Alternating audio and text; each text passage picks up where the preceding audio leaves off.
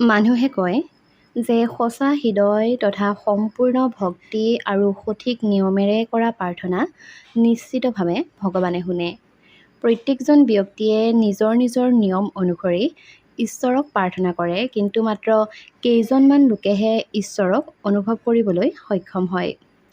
কিয় এনেকুৱা হয়, নাইবা সকলোৱে ঈশ্বৰক সন্তুষ্ট কৰিবলৈ প্ৰাৰ্থনা কৰাৰ পাছতো কিয় সকলোৰে প্ৰাৰ্থনা ভগৱানে গ্ৰহণ নকৰে, নাইবা মাত্ৰ কেইজনমানেহে ভগৱানক দেখিবলৈ নাইবা ভগৱানক অনুভৱ কৰিবলৈ সক্ষম হয়, আৰু তাৰ মাজৰে বহুতৰে প্ৰাৰ্থনা কিয় বিফল হয় আপুনি বাৰু জানেনে? নমস্কাৰ, আস্থা ক্ৰিয়েশ্যনৰ নতুন এটা ভিডিঅ'ৰ মাজলৈ আপোনালোক সকলোকে পোনপ্ৰথমে স্বাগতম জনাইছোঁ। আজিৰ এই ভিডিঅ'টিৰ জৰিয়তে আমি ভগৱানৰ ওচৰত কৰা প্ৰাৰ্থনা আমাৰ কিয় বিফল হয়, নাইবা তাৰে মাজৰে কাৰোবাৰ প্ৰাৰ্থনা কিয় সফল হয়, সেই সন্দৰ্ভত কিছু কথা আপোনালোকলৈ যুগুত কৰিছোঁ। যদিহে আপুনিও এজন সঁচা অন্তৰৰ পৰা ভগৱানক বিশ্বাস কৰে, নাইবা আপুনিও যদিহে ভগৱান বিশ্বাসী, তেনেহ'লে ভিডিঅ'টি স্কিপ নকৰাকৈ শেষলৈকে চাই থাকিব। বন্ধু বান্ধৱীসকল, আপুনি এই কথা জনাৰ আগতে আপুনি গম পাব লাগিব যে প্ৰকৃততে প্ৰাৰ্থনানো কি। প্ৰাৰ্থনা হৈছে আত্মাক পৰম আত্মাৰ সৈতে উপলব্ধি কৰাৰ আটাইতকৈ সহজ উপায়। কোৱা হয় যে জীৱনৰ উন্নতিৰ বাবে হওক নাইবা আত্মসন্তুষ্টিৰ বাবেই হওক, নিতৌ আমি ভগৱানৰ ওচৰত প্ৰাৰ্থনা কৰোঁ। কিন্তু সত্যটো হ'ল যে বেছিভাগ লোকেই দুখৰ সময়তহে ভগৱানক মনত পেলায়, কিন্তু প্ৰাৰ্থনা হৈছে ঐশ্বৰিক শক্তিৰ সংস্পৰ্শলৈ অহাৰ এক মাধ্যম। বন্ধু বান্ধৱীসকল, পোনপ্ৰথমে আপোনালোকক জনাব বিচাৰিছোঁ যে নিতৌ এনেধৰণৰ নতুন নতুন আপডেটসমূহৰ কাৰণে আমাৰ চেনেলটি যদিহে এতিয়াও ছাবস্ক্ৰাইব কৰি লোৱা নাই, তেনেহ'লে প্লিজ চেনেলটি ছাবস্ক্ৰাইব কৰি কাষতে থকা বেল আইকনটো প্ৰেছ কৰি ল'ব। প্ৰাৰ্থনাৰ কিন্তু অলৌকিক উপকাৰো আছে। বিশ্বাস কৰা হয় যে নিয়মিতভাৱে প্ৰাৰ্থনা কৰিলে ইয়াৰ পৰা বহুতো অলৌকিক উপকাৰো পোৱা যায়। প্ৰাৰ্থনা আৰু ইয়াৰ উপকাৰৰ বিষয়ে আটাইতকৈ আচৰিত কথাটোৱেই হ'ল যে ভক্তিমূলক প্ৰাৰ্থনাই সদায় ইয়াৰ ফল দেখুৱায়, আৰু প্ৰাৰ্থনাৰ সঠিক উপায় বুজাই দিয়াৰ আগতে প্ৰাৰ্থনাৰ প্ৰকৃত অৰ্থনো কি সেই কথাও আপুনি জনাটো ভাল। প্ৰাৰ্থনা কিমান ফলপ্ৰসূ সেয়া আপুনি প্ৰথমে জানি লওক। প্ৰাৰ্থনা হৈছে ঈশ্বৰৰ আগত নিজৰ হৃদয়ৰ কথা কোৱা। প্ৰাৰ্থনাৰ জৰিয়তে এজন ব্যক্তিয়ে নিজৰ বা আনৰ ইচ্ছা পূৰণ কৰিবলৈ চেষ্টা কৰে। তন্ত্ৰ, মন্ত্ৰ, ধ্যান আৰু জপ আদিও প্ৰাৰ্থনাৰ এক ৰূপ। প্ৰাৰ্থনাই সৰু পৰিসৰত কাম কৰে যদিও প্ৰাৰ্থনাৰ বাবেই প্ৰকৃতিৰ পৰিৱৰ্তন ঘটে, তথা বহুতে একে সময়তে কৰা প্ৰাৰ্থনাৰ অধিক ফলপ্ৰসূ হয় বুলিও বিশ্বাস কৰা যায়। এই প্ৰাৰ্থনাৰ কিন্তু বহুতো নিয়ম আছে। প্ৰাৰ্থনাৰ শক্তিৰ পৰা নিৰ্গত শক্তিয়ে এজন ব্যক্তিৰ সমগ্ৰ জীৱনত প্ৰভাৱ পেলায়।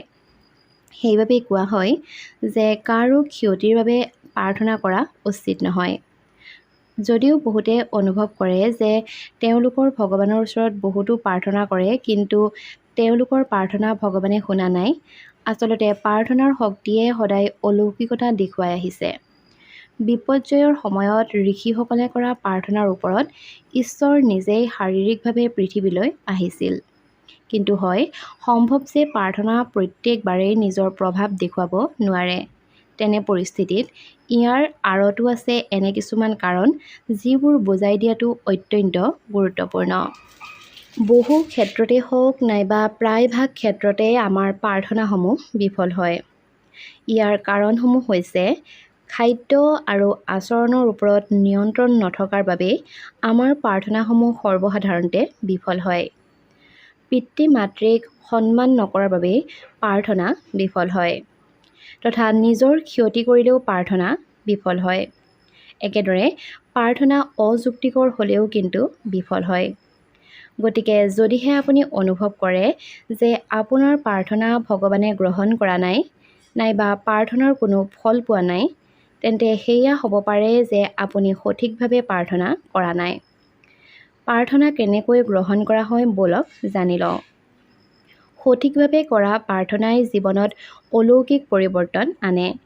প্ৰাৰ্থনা সহজ আৰু স্পষ্টভাৱে হোৱা উচিত। সহজে কথিত প্ৰাৰ্থনা কৰা উচিত। শান্ত পৰিৱেশত প্ৰাৰ্থনা সদায় কৰিব লাগে। বিশেষকৈ মাজনিশাৰ প্ৰাৰ্থনা ভগৱানে খুব সোনকালে গ্ৰহণ কৰে বুলিও বিশ্বাস কৰা যায়। প্ৰত্যেক দিনে একে সময়তে প্ৰাৰ্থনা কৰাটো ভাল। অযুক্তিকৰভাৱে নাইবা আনৰ ক্ষতিৰ উদ্দেশ্যেৰে প্ৰাৰ্থনা নকৰিব। প্ৰত্যেকটো ইচ্ছাই আপোনাৰ পূৰণ হ'ব। যেতিয়া প্ৰাৰ্থনাৰ শক্তিয়ে ইয়াৰ প্ৰভাৱ দেখুৱায় আৰু যেতিয়া ঈশ্বৰে এই প্ৰাৰ্থনা শুনি ইয়াক পূৰণ কৰে, তেতিয়া আপুনি এই নিয়মবোৰ সঠিকভাৱে বুজি পাব। যদিহে আপুনি প্ৰত্যেক দিনে এই নিয়মবোৰ বুজি প্ৰাৰ্থনা কৰে, তেনেহ'লে বিশ্বাস কৰক যে আপোনাৰ প্ৰাৰ্থনা যিয়েই নহওক কিয়, সকলো ধৰণৰ মনৰ বাঞ্ছা তথা সকলো ধৰণৰ মনৰ কামনাই পূৰণ হ'ব। মাত্ৰ এটা কথা মনত ৰাখিব যে প্ৰাৰ্থনা সদায় নিজৰ বাবে নাইবা যুক্তিযুক্ত হ'ব লাগে। তেতিয়াহে আপোনাৰ প্ৰাৰ্থনা ভগৱানে গ্ৰহণ কৰিব। আৰু এই পদ্ধতিৰে যদি আমি প্ৰাৰ্থনা কৰোঁ, তেনেহ'লে আমাৰ আৰাধ্যজন নাইবা শ্ৰী ভগৱান নাইবা আপুনি যাকেই পূজা নকৰক কিয়, তেওঁ নিশ্চয়কৈ প্ৰসন্ন হ'ব। হিন্দু ধৰ্মৰ ৰীতি অনুসৰি বৃহস্পতিবাৰে ভগৱান বিষ্ণুৰ পূজা কৰা হয়। অতীজৰে পৰা এই বৃহস্পতিবাৰৰ দিনটোক শ্ৰী হৰিৰ আৰাধনা কৰাৰ বাবে শুভ বুলি গণ্য কৰা হয়। কোৱা হয়, পবিত্ৰ মনেৰে তেওঁৰ পূজা কৰাজনৰ সকলো মনোবাঞ্ছা ভগৱান বিষ্ণুৱে পূৰণ কৰে। হিন্দু ধৰ্মশাস্ত্ৰ মতেও বিষ্ণুৰ পূজাবিধি অনুসৰি কৰিলে জীৱনৰ সকলো সংকটৰ পৰা পৰিত্ৰাণ পাব পাৰি তথা পাপো খণ্ডন হয়।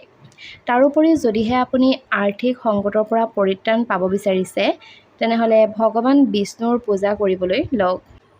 বিশ্বাস কৰা হয় যে নিয়মিতভাৱে শ্ৰী বিষ্ণুৰ পূজা অৰ্চনা কৰিলে টকা পইচাৰ লগতে বৈবাহিক জীৱনতো সুখ শান্তি বৰ্তি থাকে। তেনেহ'লে ব'লক জানি লওঁ বৃহস্পতিবাৰৰ দিনটোত শ্ৰী বিষ্ণুৰ প্ৰতি কৰা ব্ৰতৰ বিধি তথা নিয়মসমূহ। বৃহস্পতিবাৰৰ দিনা ভগৱান বিষ্ণুৰ পূজাৰ শুভাৰম্ভ কৰক ওম নমো নাৰায়ণৰ এই মন্ত্ৰফাঁকেৰে তথা এই মন্ত্ৰফাঁকিৰে আপুনি বৃহস্পতিবাৰৰ দিনটোত বিষ্ণুৰ পূজা শুভাৰম্ভ কৰিব পাৰে। এই মন্ত্ৰফাঁকি 108 বাৰ উচ্চাৰণ কৰিলে ঘৰলৈ সুখ শান্তি আহে বুলি বিশ্বাস কৰা যায়। বৃহস্পতিবাৰৰ বিষ্ণু পূজাত গাখীৰ, দৈ আৰু ঘিউৰ ব্যৱহাৰ কৰিবলৈ নাপাহৰিব। বৃহস্পতিবাৰৰ শ্ৰী বিষ্ণুৰ পূজাত দিনটোত এবাৰহে আহাৰ গ্ৰহণ কৰিব আৰু সেই আহাৰ গাখীৰেৰে প্ৰস্তুত কৰা হ'ব লাগে। পূজাৰ নিয়ম তথা বিষ্ণু পূজাৰ নিয়মৰ বিষয়ে ক'ব বিচাৰিছোঁ।